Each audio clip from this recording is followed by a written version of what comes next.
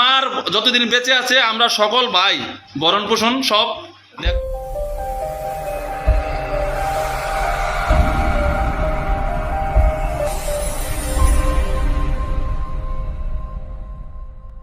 বলো বলো তোমাদের মুখ দিয়ে বলো, আমি শালা বলতেছি কেন?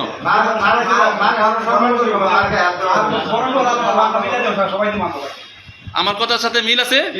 যদি এরপরে হ্যাঁ বলো যে এরপরে যদি আমি কোনোদিন তোমাদের রিপোর্ট পাই কি করতে হবে বলো সবাই বলো, যে এরপর যদি কোনো প্রকার আমি তোমাদের বিরুদ্ধে অভিযোগ পাই বরং তোমার মার কাছ থেকে, তাহলে কিন্তু যথাযথ এটার বিচার করব। তোমরা এটা মাথা পেতে নেবে, বলছো না?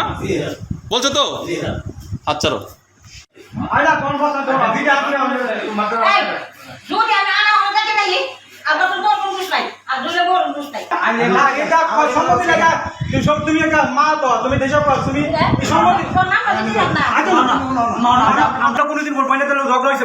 আমার সাথে আগে শুনেন 1 মিনিট,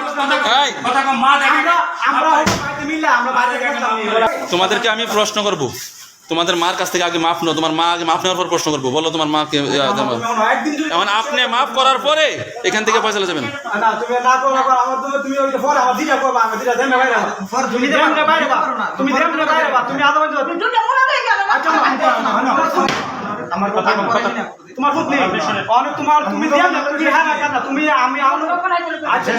বড় ছেলে দেয়, বড় ছেলে বলেন, আপনি বড় ছেলেকে আপনি তো কোনো ভূমিকা দেখতেছি আমি সব শেষ তো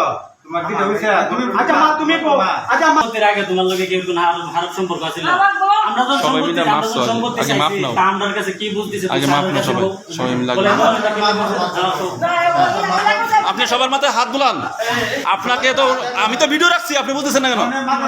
আপনি সবার মাথায় হাত বুলাইয়া আমি বাকিটা বিচার করে দিচ্ছি, বাকি আপনার সম্পত্তির বিচার করে দিচ্ছি। আপনি সবটির মাথায় হাত দেন, যে আপনার মাথায় না হাত দেন। হ্যাঁ আপনি বলেন যে ঠিক আছে আমি যা কষ্ট পাইছি আমি মন থেকে মাফ করে দিছি, এরপর থেকে যদি কোনো কষ্ট হয় তাহলে আমার দিকে তাকান। হ্যাঁ সবটি না 9 মাস করে পেটে ধরছেন না, এগুলা মাফ করে দেন। আর মানুষের বাচ্চা থাকে